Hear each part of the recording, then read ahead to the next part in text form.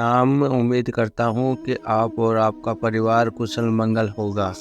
बाबा श्याम की कृपा आप सभी पर सदा बनी रहे। श्याम भक्तों, मनुष्य कोई भी प्रारब्ध के कारण घबराहट जाता है परेशानी आने पे, जिसके कारण मनुष्य ज्योतिषी या पंडितों के चक्कर काटने लगता है। इनका फायदा लोग डराकर उसको उठाने में लग जाते हैं। फायदा भक्तों, आप प्रभु का नाम जप करने लग जाए, बस जो आपको आने वाला संकट है वो घर के बाहर से ही चला जाएगा। यह आपको छू भी नहीं पाएगा। संसार में नाम से बढ़कर कोई भी शक्तिशाली नहीं है मनुष्य का उद्धार कर सके। सच्चे महान संत हमको यही बताते हैं कि नाम जप करने का, नाम जप से सब कुछ संभव है। और विश्वास के साथ नाम जप करना शुरू करें कि सभी परेशानियां खत्म होकर रहेगी।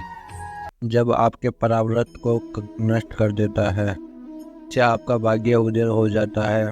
लगातार आप नाम जप करने लगोगे तो मनुष्य का शरीर छूटने के साथ ही नाम जप चलता रहेगा। बाबा श्याम आपको खुद मुक्ति प्रदान कर देंगे। लेकिन आपको ये लगता है कि जो कुछ भी है वो स्वयं प्रभु आपको कर दे आपका काम, तो ये संभव नहीं है। आप संभव तभी हो सकता है तब आप ज़्यादा से ज़्यादा नाम जप करें बाबा श्याम का, कि आपको अपने प्रारब्ध का तो नाश करना होगा। क्योंकि संतों का तो काम होता है आपका सही मार्गदर्शन करना, कि आपको जीवन का युद्ध तो स्वयं ही लड़ना होगा। संतों की बातों को याद रखोगे तो प्रभु की कृपा स्वतः ही होने लगेगी आप पे। प्रभु को तो सब मानते हैं, लेकिन नियम अनुसार प्रभु का नाम जप नहीं करोगे तो आपका कल्याण कैसे होगा। हमारे संत मुनियों ने हमारे इतने वेद पुराणों के बारे में बताया है, को महान संतों की बातों को सुनना और मानना चाहिए। इससे मनुष्य का कल्याण होकर ही रहता है। आज की जो कहानी सुनाने वाला हूँ वो कनिका जी की है, तो आप उनको सुनकर नाम जप का प्रभाव खुद ही स्वतः ही समझ पाएंगे। सत्य कहानी को जानने के लिए इस वीडियो को अंत तक जरूर देखें। कनिका जी ने बताया कि श्याम नाम की महिमा बहुत ही अनंत है। वृंदावन के महाराज परमानंद जी भी नाम जप करने के बारे में बताते हैं।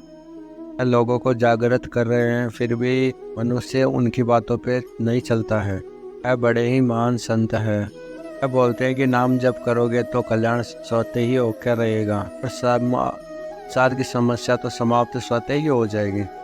और बाबा श्याम की कृपा आप पे हमेशा बनी रहेगी, जिससे आपका आवागमन भी रुक जाएगा पृथ्वी के ऊपर। नाम जप के बारे में बहुत सुना है, लेकिन मेरे जीवन में बाबा श्याम नाम का प्रभाव हुआ से मेरे जीवन में विश्वास इतना अधिक बढ़ गया है, इसे मैं बोलकर ही नहीं बता सकता। फिर मैं अपने अनुभवों को सभी श्याम भक्तों के साथ शेयर करना चाहता हूँ। खाटू के राजा जय श्री श्याम चैनल के माध्यम से मैं आप सबको बताना चाहता हूँ। बताती है कि मेरा नाम कनिका है। वह सोनीपत में रहती है। कनिका के पति नौकरी करते हैं। कनिका के पास 2 बेटी 1 बेटा है। कनिका के जीवन में बहुत कुछ अच्छा चल रहा था।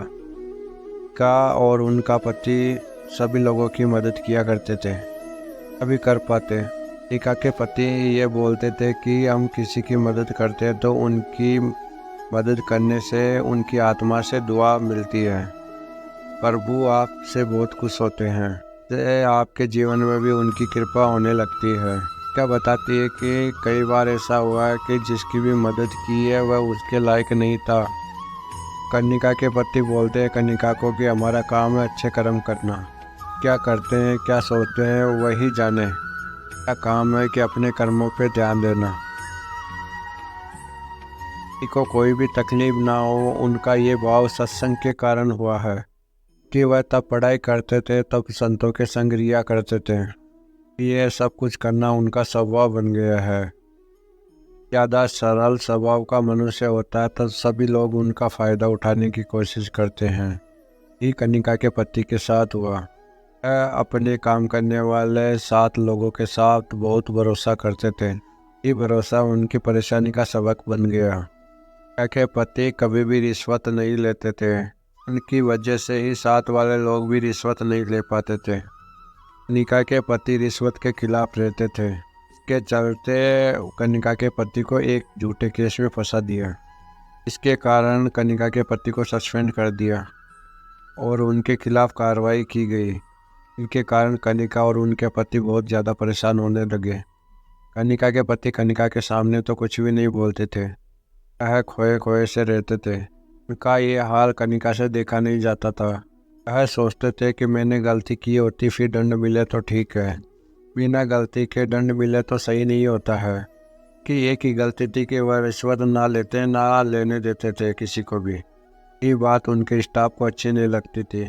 कनिका बताती है कि उनकी शादी के बाद उसने कभी नहीं देखा था कि उन्होंने कभी भी किसी से रिश्वत ली थी या किसी को परेशान किया था। कभी नहीं देखा था कि वह तक सभी लोगों की मदद ही किया करते थे।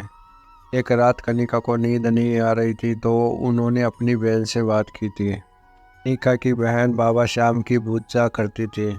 वह हमेशा खाटू धाम जाया करती थी। कनिका ने अपनी बहन को सारी परेशानी बताई।